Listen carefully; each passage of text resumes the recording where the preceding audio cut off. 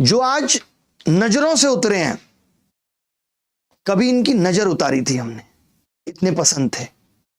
आज Indian examination system इतने निचले स्तर पर पहुंच गया है कि ना सिर्फ स्टूडेंट्स बल्कि टीचर्स भी इसके खिलाफ आवाज उठाने को मजबूर हो गए। हर एक एग्जाम की क्रेडिबिलिटी इतनी गिर गई है कि paper leak, normalisation, result delay और वेंडर का फेलियर्स ने पूरा ट्रस्ट तोड़ दिया है बच्चे का। यहां मेहनत करने वाला बच्चा अपनी जिंदगी के कोर 4-5 साल बेचारा इसी आस में बर्बाद कर रहा है कि इस बार सिलेक्शन हो जाएगा। और आज के हालात बहुत सालों की चुप्पी का नतीजा है।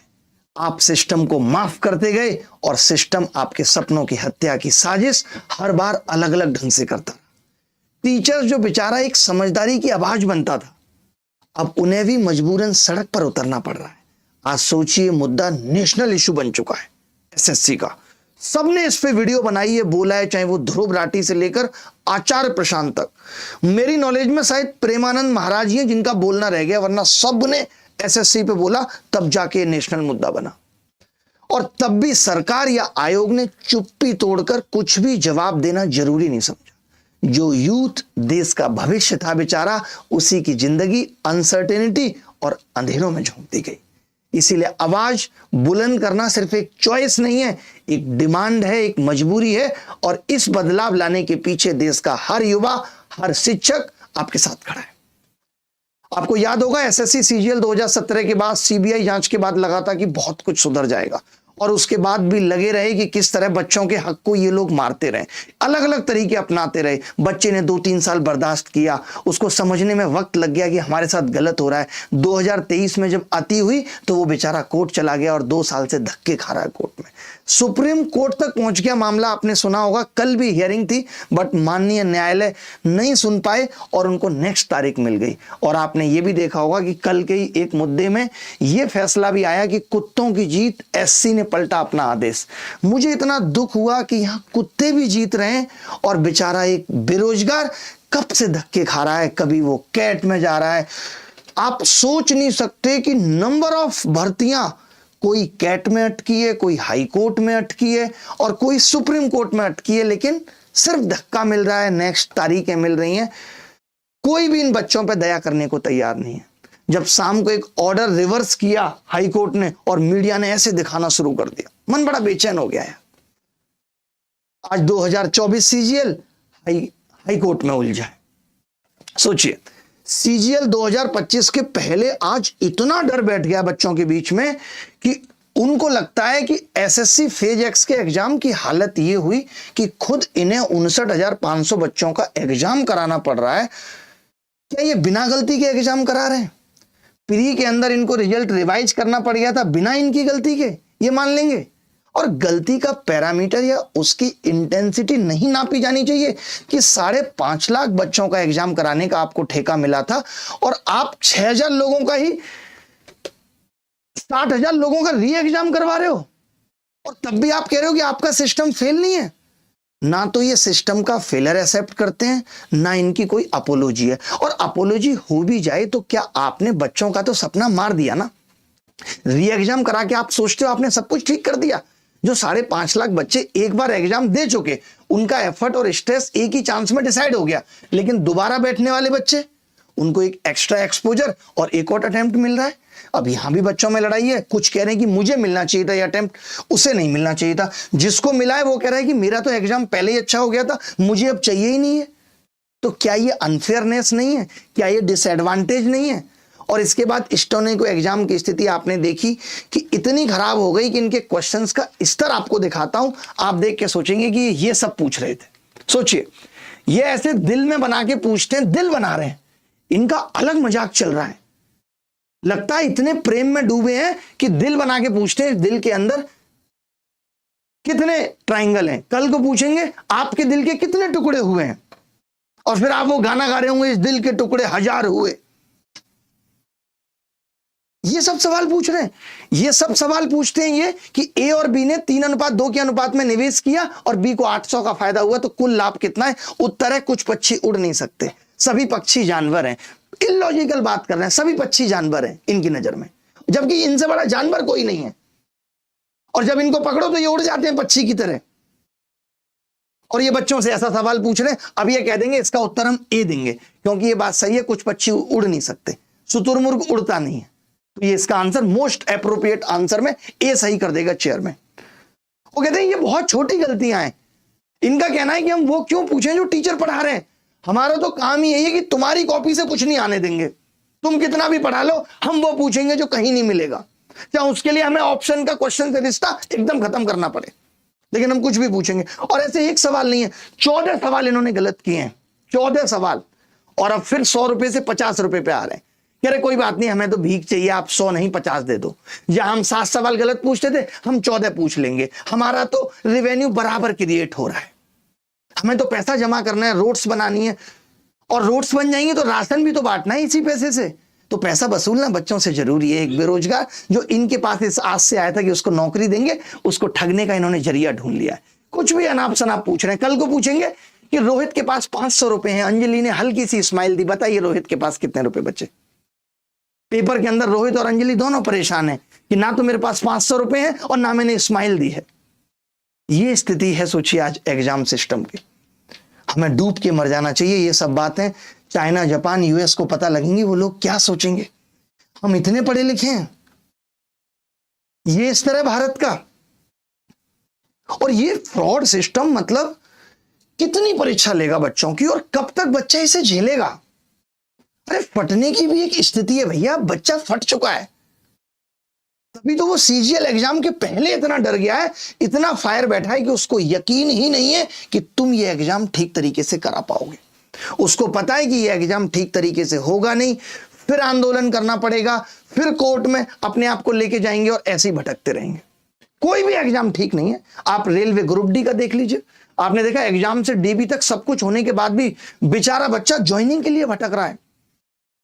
सिस्टम जिस भी तरीके से, जिस भी स्टेज पर स्टूडेंट को प्रताड़ित कर सकता है, वो सब कुछ कर रहा है, फॉर्म भरने से लेकर के एग्जाम देने तक। कभी इनकी साइट क्रैश हो जाएगी, आप फॉर्म ही नहीं भर पाएंगे, कभी सर्वर डाउन हो जाएगा, फिर आपको सेंटर 300 से 500 किलोमीटर दे दिया जाएगा। एग्जाम के टाइम पे आपको पता चलेगा रिमोट एक्सेस हो गया, चीटिंग रैकेट्स बैठे हुए हैं, सॉल्वर बैठे हुए हैं, इन्विजिलेशन में इतनी खामियां हैं आप सोच नहीं सकते। स्क्राइब और सॉल्वर्स का बड़ा अत्याचार और व्यापार चल रहा है टेलीग्राम पे। आप जब भी कभी टेलीग्राम पे जाके देखिए, वहां बोली लगाई जा रही है स्क्राइब की, सॉल्वर्स की, कि कौन अच्छा एग्जाम सॉल्व कर सकता है।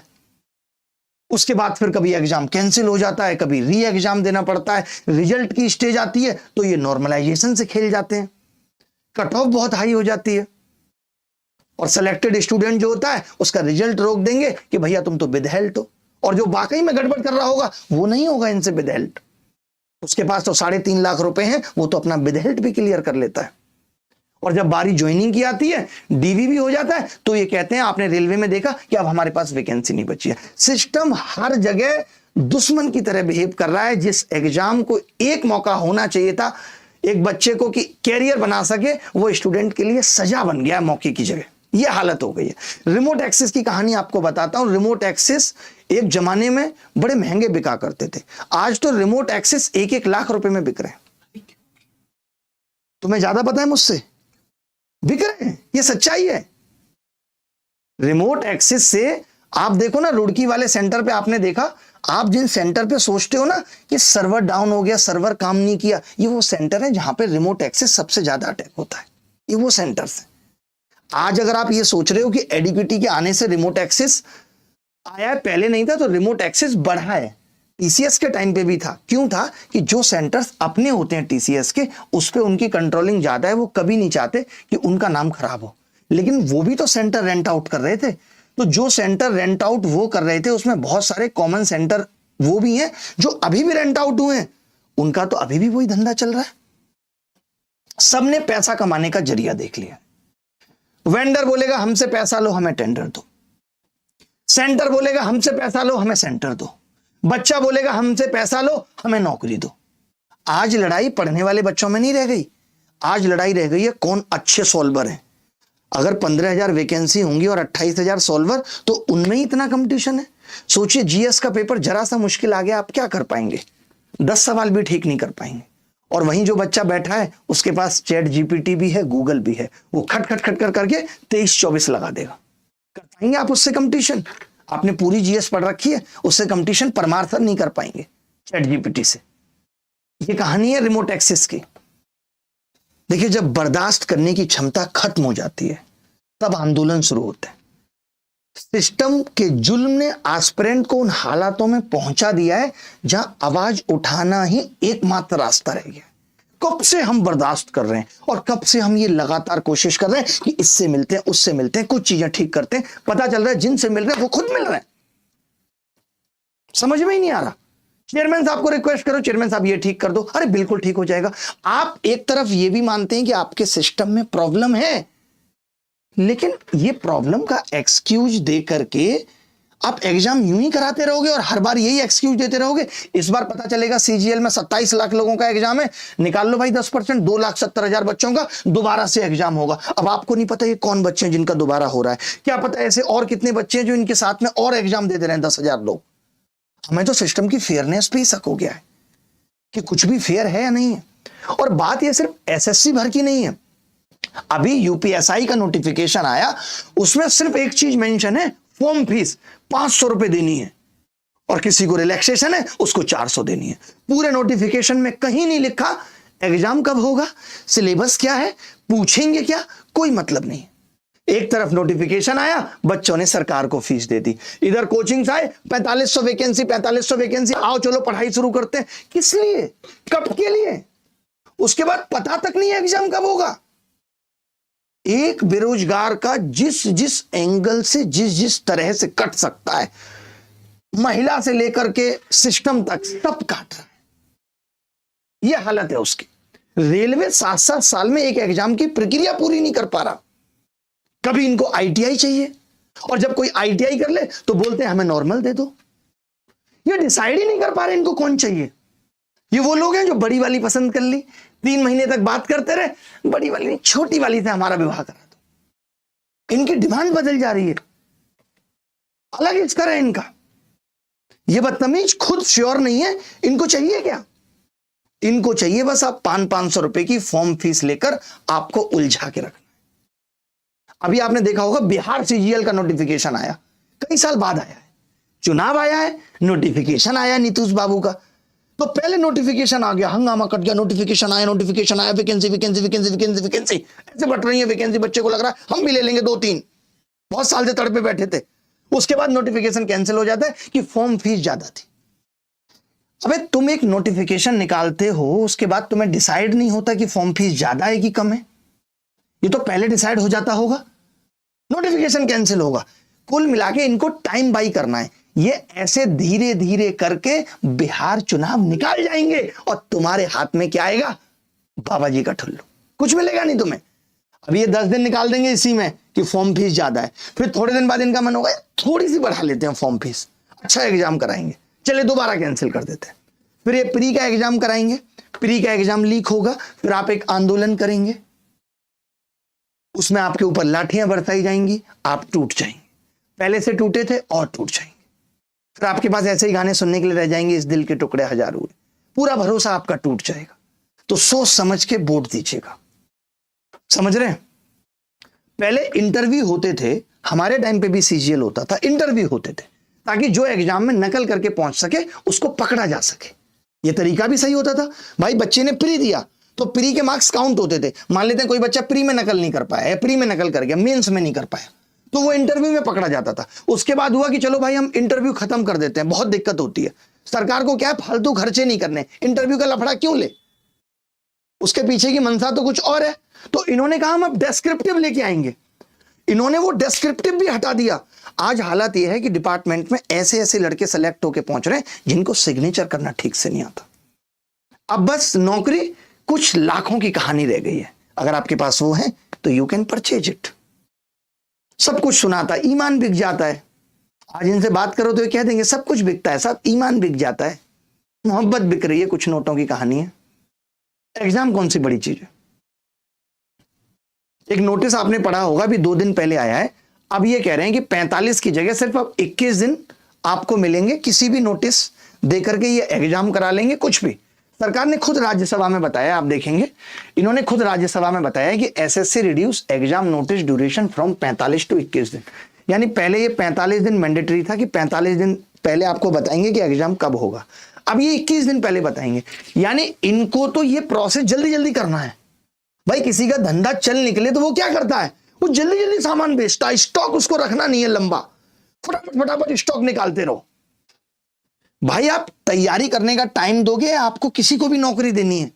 ये वो बच्चा है ना जो कल को भारत का भविष्य देखेगा, और आप किसी को भी उठा ले रहे हो।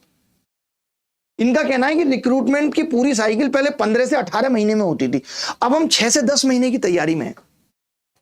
कंप्यूटर बेस्ड परीक्षा कराएंगे और बाहर रिमोट एक्सेस करके सॉल्वर बिठवा देंगे। सिंपल है। डिस्क्रिप्टिव पेपर ऑलरेडी हटा चुके हैं, इंटरव्यू भी आज कोई बैरियर नहीं है। जो आप पकड़ लोगे कि कौन सिस्टम में लल्लू आ गया है। पहले एक डोजियर सिस्टम होता था, अब ये कह रहे हैं ई डोजियर ले आएंगे। एक ट्रैकिंग नंबर से सभी दस्तावेज सिक्योर और फास्ट वेरिफिकेशन होगा। 21 दिन में खेल खत्म। मैं ये पूछ रहा हूं, क्या जल्दी के नाम पर बच्चों के भविष्य से ये खिलवाड़ नहीं हो रहा है? तेजी की भी अपनी एक सीमा है और फायदे हैं। कल को आप इसे ऐसा बना देना, जैसे कॉलेज में कंपनियां आती हैं साहब, वो सुबह आती हैं, सुबह सुबह आते ही एक एग्जाम लेती हैं रिटन, और शाम में 3 इंटरव्यू के स्टेज होते हैं, और रात तक तो आपकी नौकरी लग जाती है। आप टाई लगा के नाचने लगते हैं और पैक बनाते हैं, आज पार्टी होगी, सिलेक्शन हो गया। ऐसा ही होगा एसएससी में। ये सब कुछ प्राइवेट बंदे को दे देंगे और एक दिन में आपकी नौकरी डिसाइड होगी, सब कुछ एक दिन में। ये कोई तरीका है? आपको हम अपडेट करने के लिए कह रहे हैं, आप उलूल जुलूल अपडेट लेके आ जा रहे हैं, जिसका कोई सेंस नहीं है। आज हम समझते हैं, बहुत सारे लोगों को लगता है कि यूपीएससी को आज सब कुछ फेयर चल रहा है। आपको मालूम है, हिंदी माध्यम की कोचिंग बस आईएएस बनने के सपने बेच रही है आज, और रिजल्ट हिंदी माध्यम का 2 से 3% भी नहीं है। जरा देखिए, 2020 में 571 बच्चे बैठे थे मेंस में, प्री में तो ऐसा कुछ है नहीं, मेंस में, और सिलेक्शन 10 लोगों का हुआ, 1 से 2%। 2021 में 486 बैठे थे, 1.5% का हुआ है। 470 बैठे थे, 3.5%। इधर जरूर 2022 में 500 में 5% लोगों का हो गया, 23 में फिर वो 4% आ गया।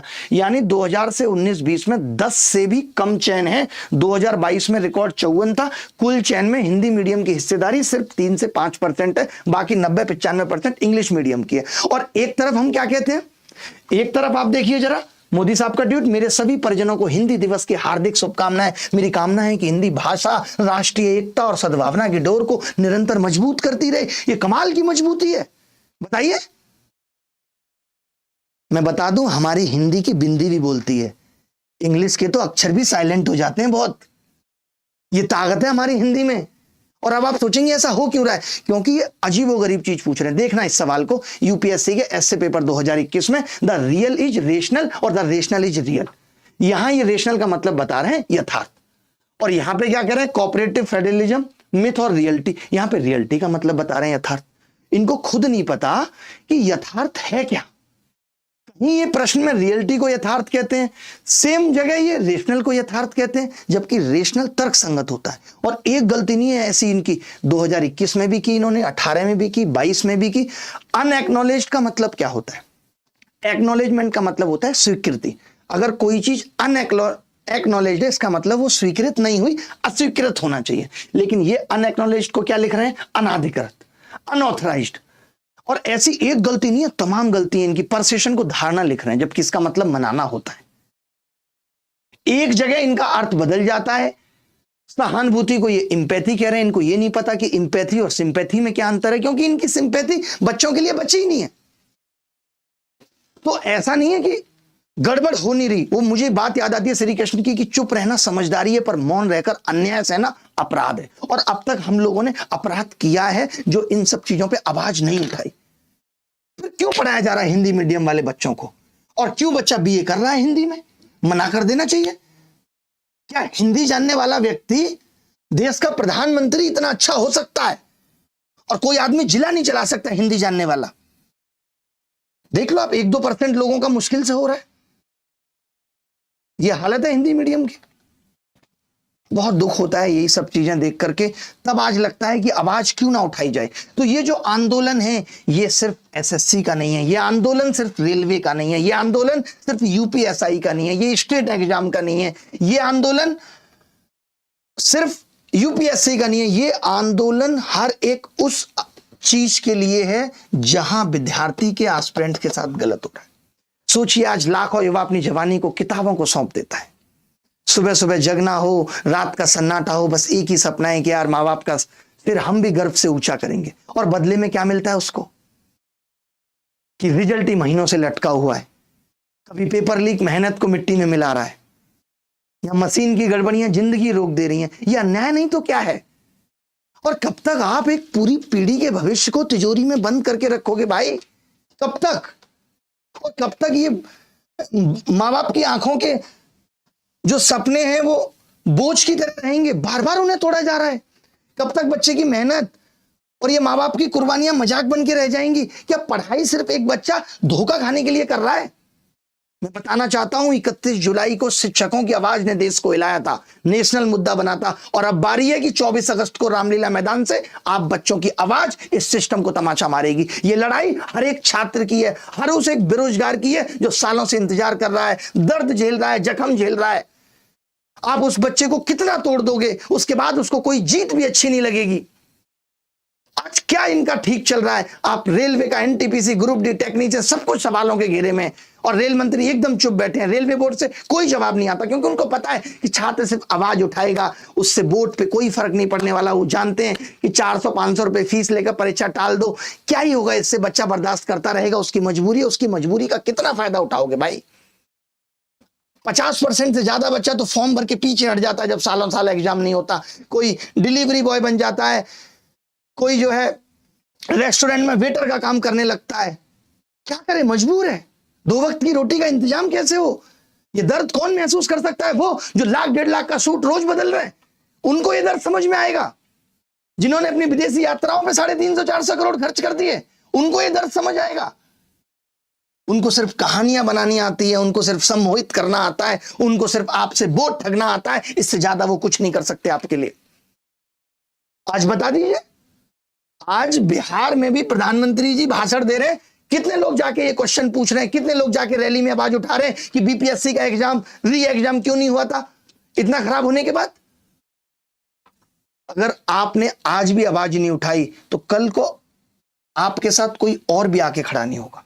हम तो अंतिम सांस तक आपके साथ खड़े रहेंगे। आप गलत हैं, सही हैं, आप साथ देंगे या नहीं देंगे, क्योंकि ये लड़ाई हम आपके लिए लड़ रहे हैं। हमारा तो मन दुखी होगा, हम पढ़ाना भी छोड़ देंगे, नहीं पढ़ाना हमें, कि हम मीडिया की भी सुने, हम लोगों की भी सुने कि अरे ये पढ़ा रहे हैं, इनको तो पढ़ाना है।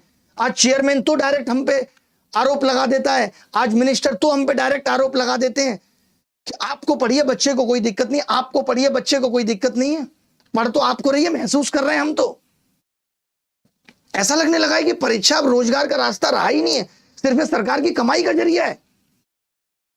आप सोच पा रहे हो कि सरकार इतनी कठोर और इतनी संवेदनहीन कैसे हो गई है कि उन्हें विरोध से फर्क नहीं पड़ता। उन्हें पता है जनता भूल जाती है, फिर से वो सरकार बनाएंगे बिहार में।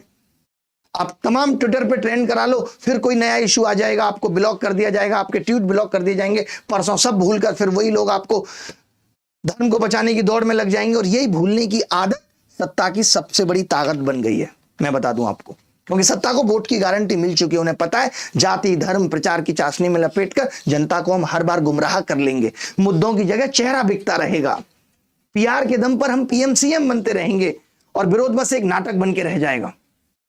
और वही हो रहा है। इसलिए सरकारें सिर्फ सत्ता चला रही हैं, देश चलाने की किसी को नहीं पड़ी।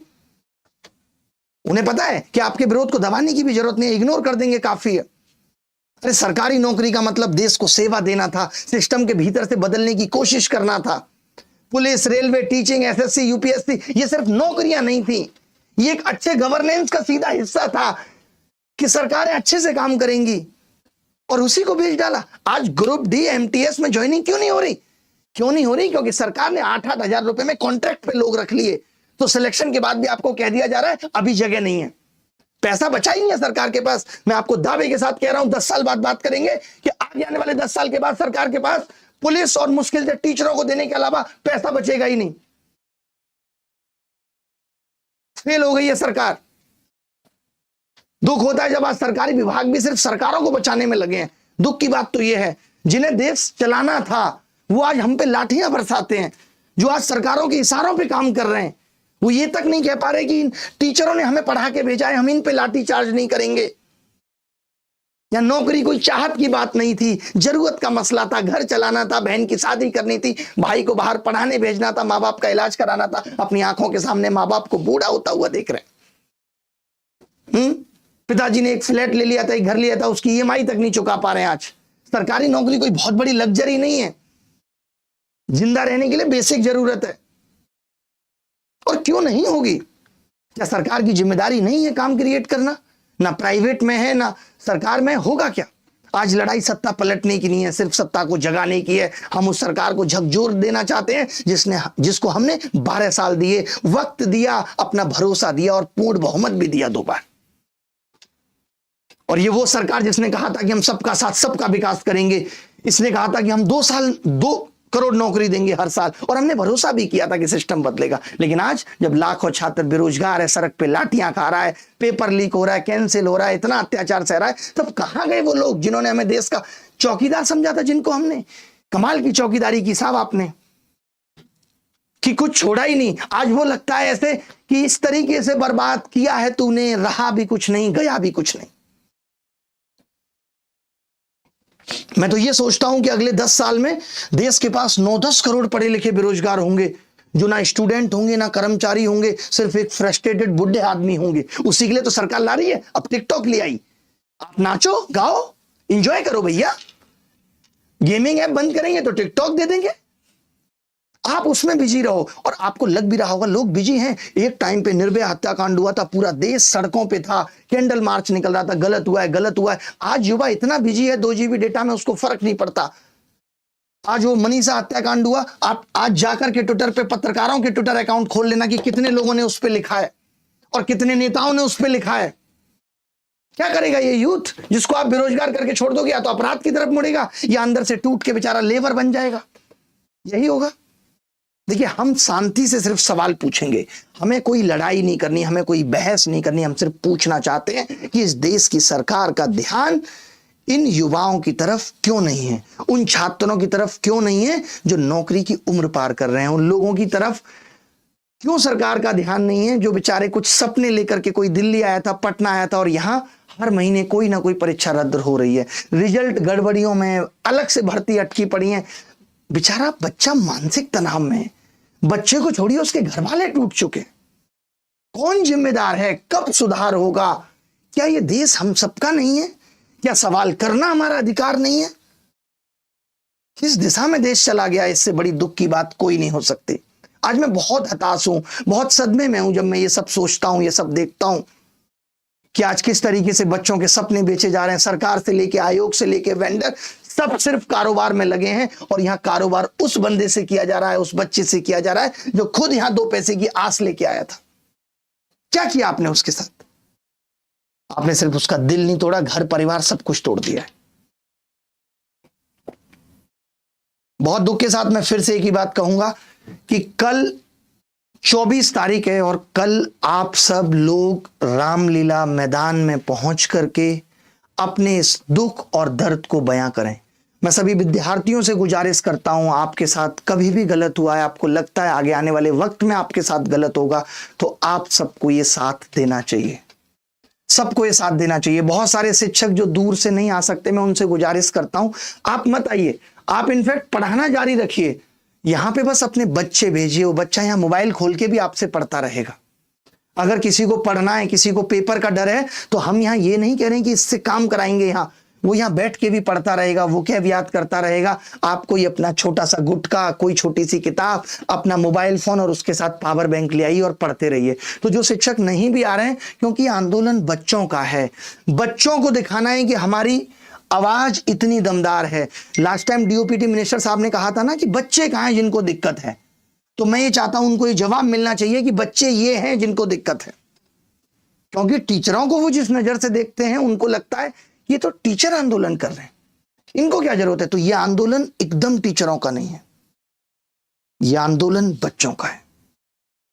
हर एक बच्चा जो पीड़ित रहा है या जिसको लग रहा है कि आगे आने वाले वक्त में उसको मुश्किल होगी, तो प्लीज इसको जुड़िए आप इससे।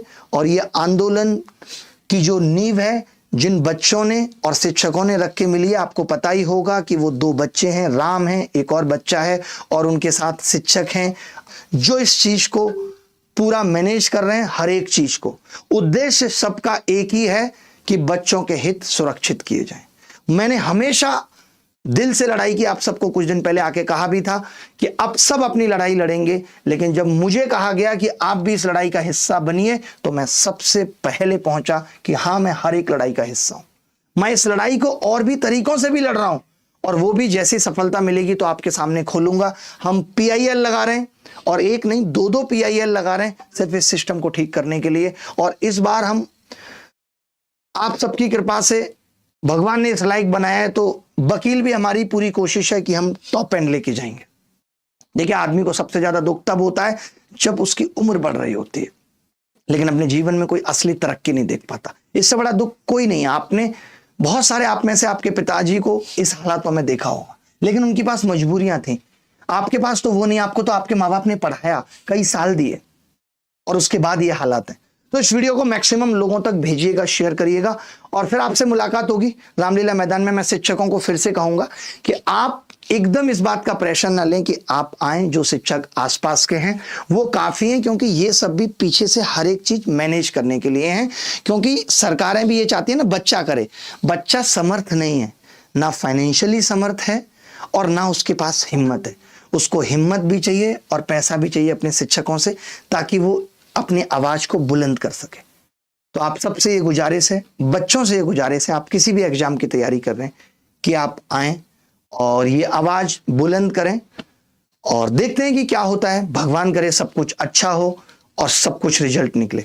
धन्यवाद, बाय, टेक केयर, ख्याल रखें, खुश रहें। मैंने फिर से एक बात कहूंगा, मैं अपनी लड़ाई, यही लड़ाई को अपने अंदाज में भी लड़ रहा हूं। उम्मीद है कि किसी ना किसी रास्ते से सफलता निकले। कहते हैं ना कि अब मुझे डर नहीं किसी गुमराही का, हर रास्ता तुझ तक जाता है। तो बस यही कोशिश है कि रास्ता निकले, क्योंकि देखिए जिंदगी में कुछ हार ऐसी हो जाती है ना कि उसके बाद जीतने के मतलब खत्म हो जाते हैं। आप जिंदगी में कभी जीतना ही नहीं चाहोगे। तो मैं आपको उतना टूटते हुए नहीं देख सकता कि आपके हालात वो हो जाए। जो उम्मीदें आपने रखी थी सिस्टम से, उन पे सिस्टम खरा उतर पाए। ऐसा ना हो कि आपको उम्मीदों के बदले घाव दे दिए जाएं जो कभी भरे ही ना। धन्यवाद, थैंक यू, ख्याल रखिएगा, खुश रहिएगा। आप सबको मेरा बहुत बहुत प्यार, और हमेशा की तरह मैं आप सबके साथ था, हूं, और अंतिम सांस तक आपकी ये लड़ाई लड़ता रहूंगा। धन्यवाद। और पढ़ाई भी करनी है, जब जब मुझे वक्त मिलेगा मैं पढ़ाऊंगा, तब तब आपको वक्त मिलेगा, आपको पढ़ना है। पढ़ते रहना है। आप वहां भी रहेंगे तो वक्त बर्बाद नहीं करना है, पढ़ते रहना। आप अपने मोबाइल में कुछ कुछ देखते रहेंगे, शांतिपूर्ण प्रदर्शन है, कोई हा उल्ला नहीं करना है, कोई नारेबाजी नहीं करनी है। देयर विल बी नो नौटंकी। बहुत सिंपल तरीके से हमें बस ये दिखाना है कि आज इतने हजार युवा दर्द लेकर के यहाँ रामलीला ग्राउंड में बैठा हुआ है।